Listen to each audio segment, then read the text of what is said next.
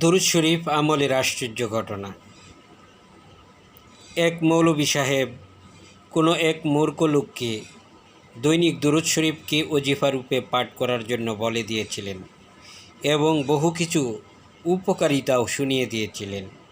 সে ব্যক্তি দিবারাত্রি অতি আগ্রহের সাথে তা পাঠ করতে লাগল। এমনকি ওই ওজিফায় মশগুল হয়ে দুনিয়ার কাজকর্মও ছেড়ে দিয়েছিল। কিন্তু তার স্ত্রী ছিল বদকার।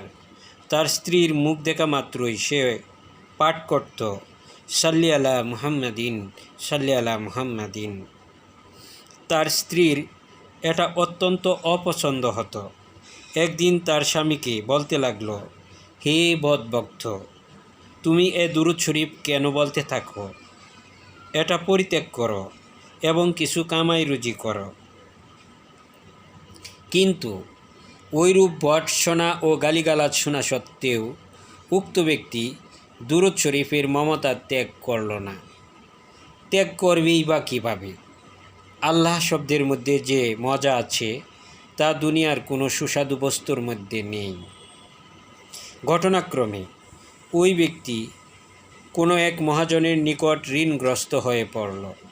সে খুব তাগাদা করতে লাগল এবং রাগান্বিত হল। পরিশেষে ওই ব্যক্তি কাতর হয়ে অর্ধরাত্রে জাগ্রত হয়ে অতীব করুণ সুরে আল্লাহর দরবারে ক্রন্দন করতে লাগল এবং নিজের অবস্থার বিষয় এইরূপ প্রকাশ করতে লাগল, হে আল্লাহ, আপনি সর্বজ্ঞ ও প্রত্যক্ষদর্শী। আমি স্ত্রীর নিকট অপারগ আর মহাজনের নিকট লজ্জিত। আপনি অভাবগ্রস্তদের অভাব মোচনকারী। আমার সম্পর্কে কোনো উপায় থাকলে তা দেখিয়ে দিন। যেহেতু আল্লাহর দরবারে কান্নাকাটি করা আল্লাহর অপরিসীম পছন্দের বিষয়, অতএব আল্লাহর রহমতের দরিয়া উতলিয়া উঠিল।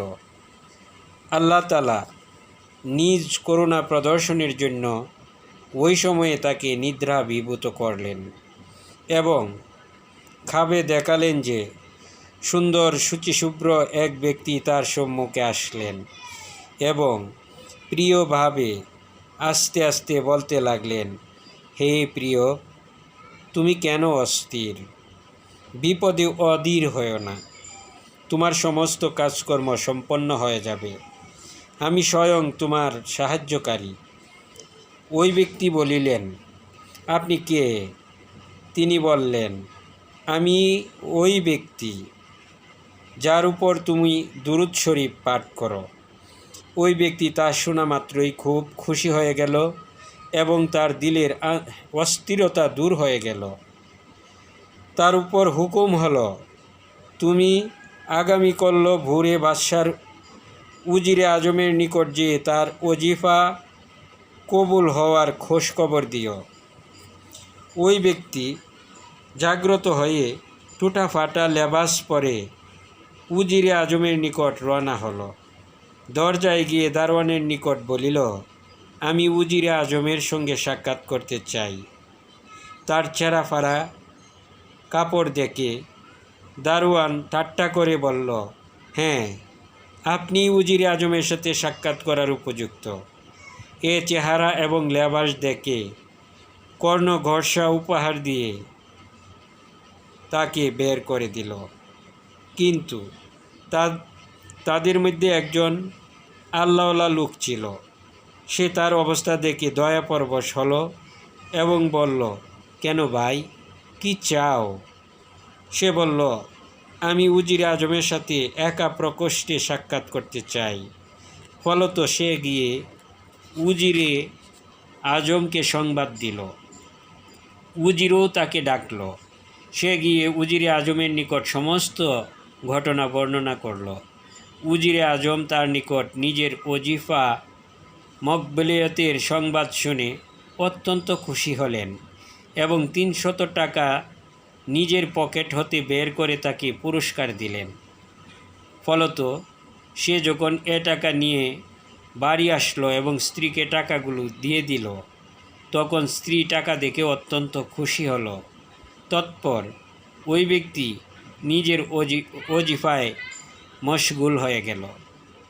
যখন নির্দিষ্ট তারিখ আসলো তখন সে 100 টাকা নিয়ে আদালতের সম্মুখে হাজির হয়ে সে টাকা দিয়ে দিল। মহাজন টাকা দেখে বলতে লাগলো, হুজুর, এ ব্যক্তি কোথাও হতে এ টাকা চুরি করে এনেছে, কারণ পূর্বে সে রুটিরও মহজাত ছিল, আর আজ সে চুরি না করলে তার নিকট কোথা হতে এত টাকা আসবে। এ কথায় হাকিমেরও সন্দেহের উদ্রেক হলো। এমনকি তাকে জিজ্ঞাসা করলেন, হে ব্যক্তি, তুমি বলো এ টাকা কোথা হতে এসেছে, অন্যথায় তোমাকে জেলে দেওয়া হবে। সে বলল, স্বয়ং উজিরে আজম জানেন এ টাকা আমার নিকট কোথা হতে এসেছে। উজিরের নিকট পত্র লেখা হলো। উজির পত্র দেখা মাত্রই উত্তর দিলেন, খবরদার খবরদার হাকিম সাহেব, যদি এর সাথে বিন্দুমাত্র বেয়াদবি করো তাহলে তোমাকে তোমার পদ হতে বরখাস্ত করা হবে। হাকিম সাহেব এ খবর শোনা মাত্রই ভয়ে জড়সড় হয়ে গেল এবং তাকে সিংহাসনের উপর আদবের সাথে বসিয়ে অত্যন্ত সাদর সম্বর্ধনা করতে লাগল।